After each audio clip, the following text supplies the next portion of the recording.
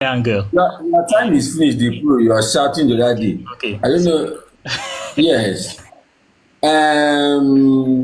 The pro. Have you seen believers, baby boy, you're welcome, who are also scientists? Yes, so a lot. Oh, how do you perceive them?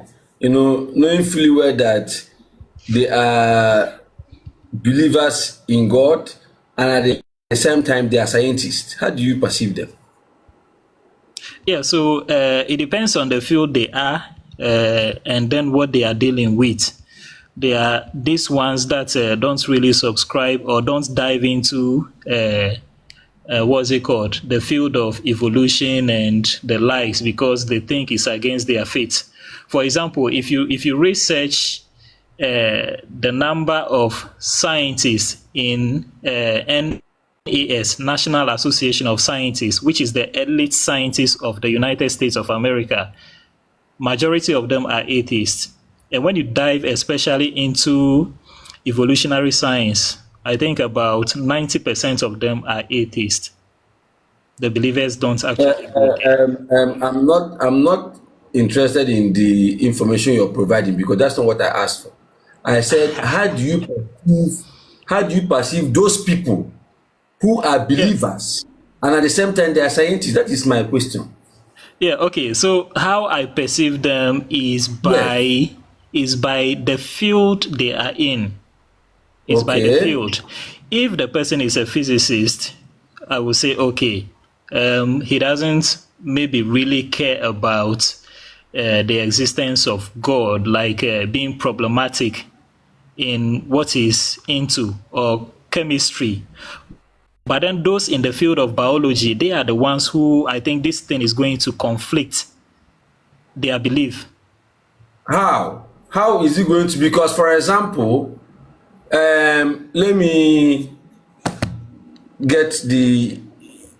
I just need to be sure the year he died.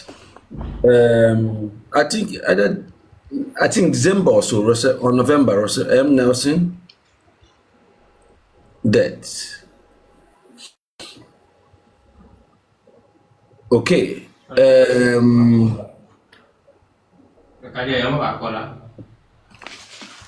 Yes, he unalived on the 27th of September 2025 at the age of 101. And he was the president or the prophet of the Mormon Church. He was the 17th. And he is a renowned heart surgeon before he was called into full-time church leadership. And this was the prophet of the Mormons before the present one. The present one was a high court. He almost entered into the Supreme Court judge before he was called into full-time church leadership as well. So, but I want to focus on this one that was a renowned heart surgeon, but he was a prophet of God. Now, what could be wrong here? What could be wrong with this man that is a prophet of God but is a heart surgeon? This is biology now we're talking about. So, host, in a situation like this, right, this person doesn't actually study like the origin of biology. I think he's just a surgeon, and they actually just wonder, like, wow, God created a heart and this and that. I mean, you They start are wondering. science with. They are wondering. So your answer is that they are wondering. Yes, I mean their discoveries don't actually Have conflict you their the belief. pro, the pro, the pro, have you dissected a rat before? Ah, of course, I did this in biology class way Thank back you, in. but that's why I tried to go there. That's why I said to go there. That's why I said to go there. You dissected a rat, and then when you looked at the internal system of a rat, you came to the conclusion that that thing you are seeing is evolution, right? Yes. Thank you. And then another person dissected a human being, and came to the conclusion that it was God, and you said the person is wondering, if that person is wondering, what are you doing? Yeah, so host, at the very phase of which we are talking about, this thing isn't problematic because we are just looking at the surface. The surface, we both dissected an animal, and then one is like, wow, this thing evolved well. The other one said, wow, God created this thing well. But then if we go beyond that point, is where the problem comes in. So at this very surface, there is no problem with, or there is no conflict between the science. Because what I'm trying to establish here is that we have scientists that believe that there is a God. Why will a scientist still maintain that there is a God? Despite all the knowledge and experiences that they have had in life, why will that scientist still believe that there is a God? Tell me why. Okay, so there are many reasons to this. One is cognitive bias. The other is because their discoveries haven't conflicted with their beliefs. That is also another one. I can see that the state government is sending me as is a missionary, as an ambassador. There is a letter, a package. He said I should deliver. Superfan Cassie Edwards is in the house. Same, don't mind him. He is the one that is not cognitively biased. It's the people that is the believers. The pro. The state government has authorized me to ask you, the pro. He said, the last thing that you dissected, The last thing I dissected here was striving Muslim. not in that way. When it comes to living things, in a lab, Well, I don't remember that much, but I think, let me see, it's either a lizard or frog. One of them. Okay. Yeah. Okay. That was way back. Okay. Okay. So for you, the believers that are scientists are having cognitive dissonance, right? No, host, not necessarily. So I clarified, right? Especially in biology, this is where the problem mostly comes in, right? For example, if you are just a surgeon, right, and you don't know other parts of medicine, or you've not dived into, let's say, evolutionary science or genetics that much, you wouldn't have a problem with what you are doing. So, okay, but now I'm going to type, since you are interested in genetics, renowned Christian genetics scientist, right? Let's look for yes. that. Renowned Christian genetics scientist.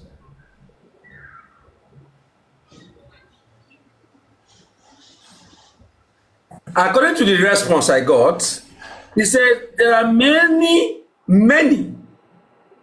highly respected Christian scientists who have made major contributions to genetics.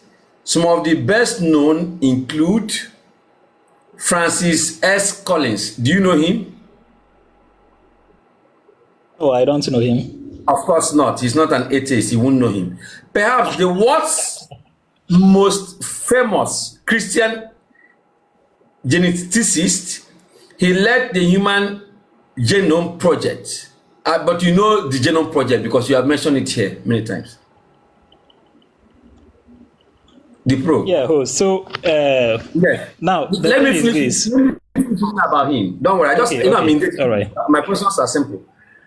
And discover genes linked to disease such as cystic fibrosis and Huntington's disease, and is an outspoken evangelical Christian. He wrote The Language of God, arguing that science and Christian faith are compatible. The pro, have you read the book, The Language of God? No, no, no, no. Anything that Of has to course. do with the language of God. I know the answer to you no. Now let me Yeah, identify the second person. John C. Sanford. Do you know him? I think I've heard that name before. I'm happy you're hearing that one. Now, a geneticist known for his work in plant genetics and for inventing gene gun. He even invented the gene gun. I don't know what it means, but at least it's not a money gun. I know money gun, but he invented the gene gun. He is also known in Christian circles for advocating intelligent design and writing genetic entropy and the mystery of the genome. I think you need to look out for these books. Dennis Alexander, a molecular biologist who has written extensively on genetics, evolution, and Christian theology. He argues that evolutionary science is compatible with Christian belief. If you are okay, so at least I got three Yeah, names it here. is. Evolution is compatible. Yeah, that is his argument, and you don't agree with that, right? They are trying to marry evolution and I know, creationism. I know, but the question I'm asking that you don't agree with that, right? Yeah, yeah, I don't agree with that. Now the pro, I know apart some from Christians who. wait, don't worry. Apart from reading the works of those that have influenced your thoughts and your position today, have you done any research and written papers that would be considered as, because you tell us a lot here.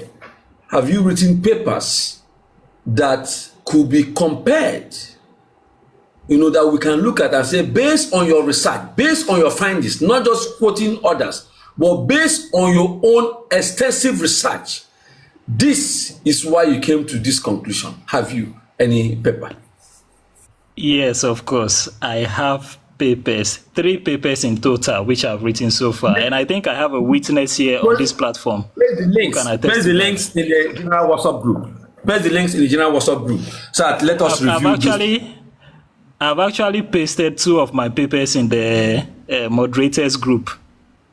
Oh, Yeah, okay, but the moderators. third one, yes, but then the third one, I'm still working on it, so I haven't fully released it. But then it is, I shared it with a friend though.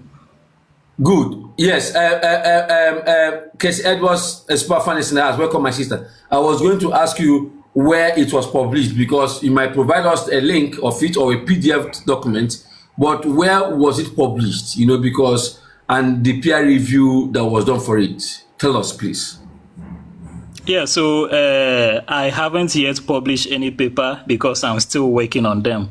Right. Okay. So my Okay. first two papers, Yeah, don't worry, don't worry. Keep it at that level. Keep it okay. at that level. In as All much right. as, don't worry. In as much as these are just your papers, it has not been peer reviewed. It has not been published.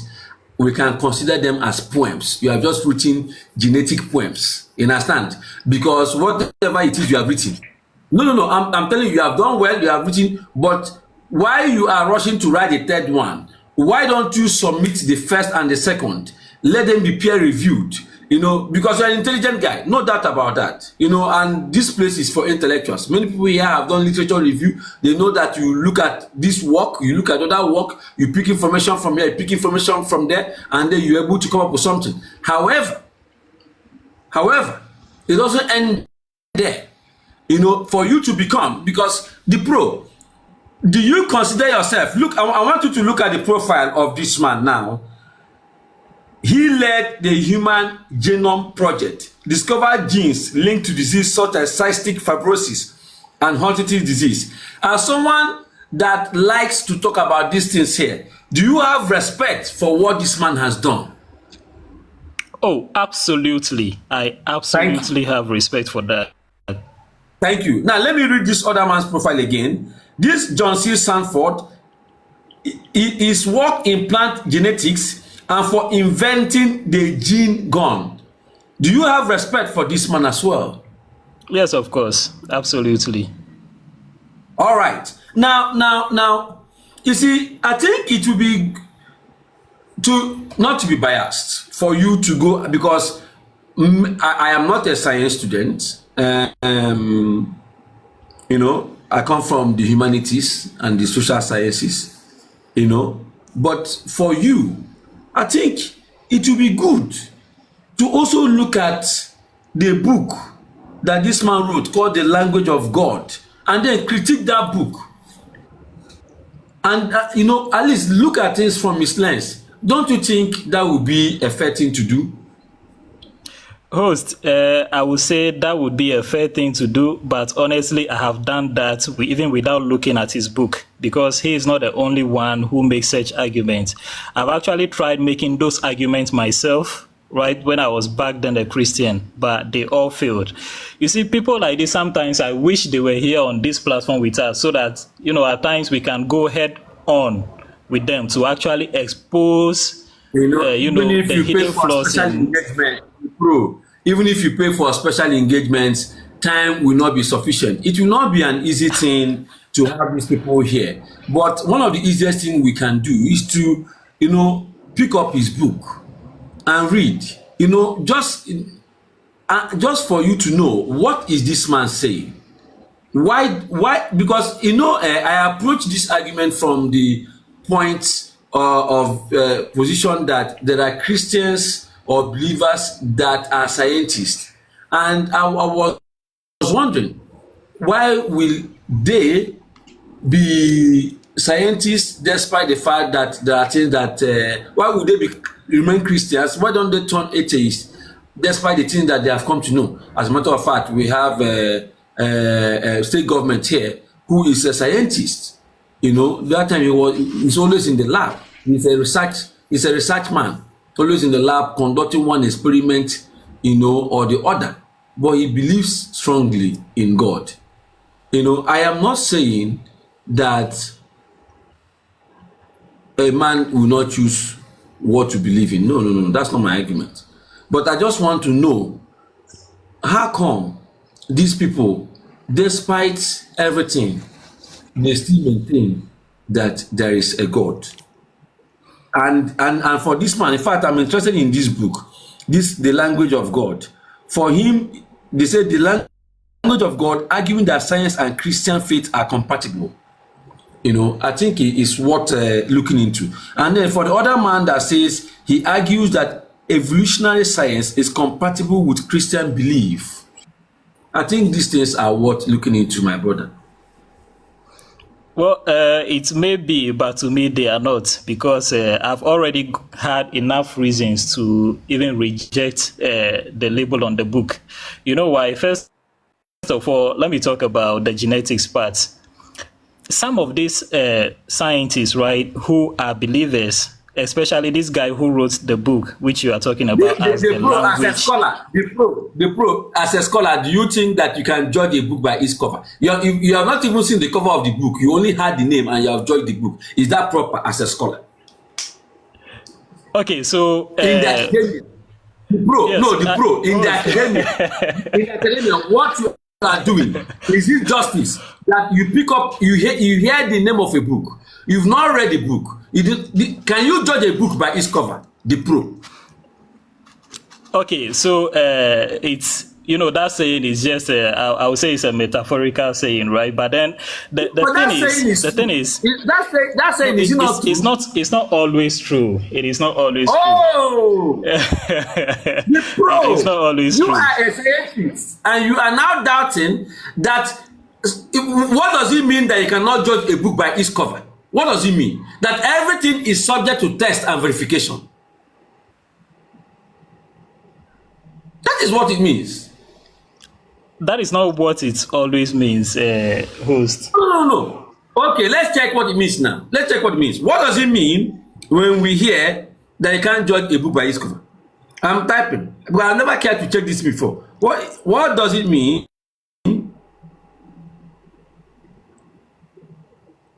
not to judge a book by its cover?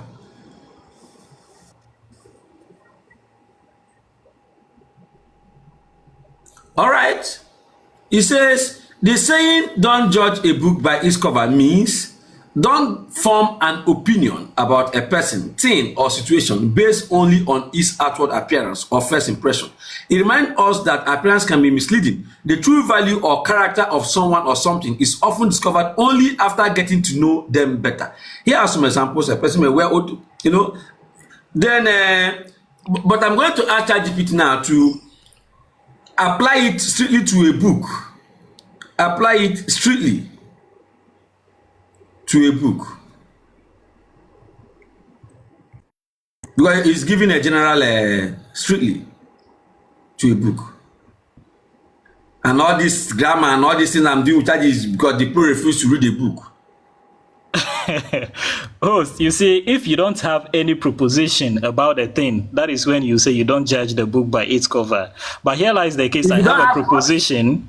I have a proposition about a person. First, the person is a Christian, and then he is saying that this sciences he's talking about is compatible with his beliefs. So I can Bro, is that not a biased position? Bro, is this not a biased position? No, it's not biased. Are you telling me that nothing good can come out from Nazareth? That is not what I'm saying. But then we are talking about a specific claim here. The pro. That is not fair. The pro, check it too. You have. So are you telling me that? Are you telling me that if a Christian, if a Christian scientist makes a research and writes a book just because he's a Christian, that label alone means that whatever he has done, but is science not subject to test and verification and review? What are you saying, the pro? Yes, but host, you are missing one thing. The thing you are missing is the book he has written isn't strictly scientific. He's combining science with religion. He said the language of God. He's combining logic as well. And today you spoke about logic here. This man, everything we do here on this show is that we use our logic, our understanding.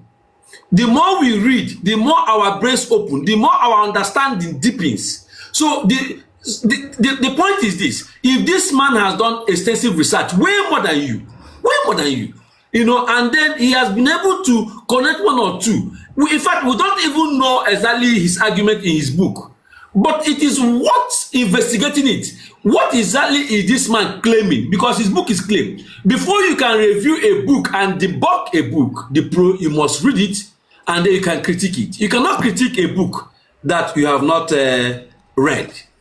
True or false? I'm not critiquing the book per se, but then all I'm saying is whatever you are assuming that because the man is a Christian, that the book will not be what it ought to be. That is your position, because you have made up your mind. Host, let his best fans come and engage. I don't know the man, how much more his fans. Be pro.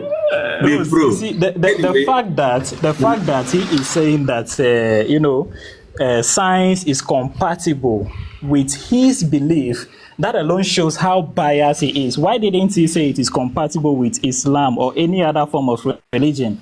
And the thing is this, another thing is this. When we are talking about science, I can even help you answer that one. I believe that.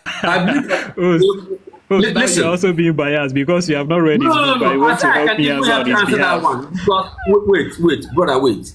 You see, for example, there are common grounds between Christians and Muslims. If there is a Muslim scientist as well, there are certain areas where they will connect it to the God, because they believe that a God actually created these things. So that is the area that he's looking at it. Not necessarily, you see, at the end of the day, brother, all believers, whether it is the Islamic God or the Christian God or the Hindu God or any other God, whoever that they are attributing to be the creator is but one.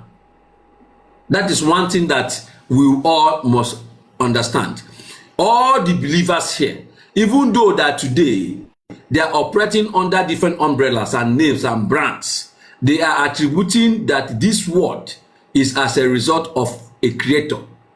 Everybody is pointing to that creator. Whether that creator is the one that has a son, or that has a wife, or that does not care, is a single parent, or that does not have a form, however they want to describe it is based on the theology they have adopted, but each of them is pointing to the creator. So a Muslim scientist who is also like this man can be able to link it up in that direction. That is just the point. Anyway, the pro.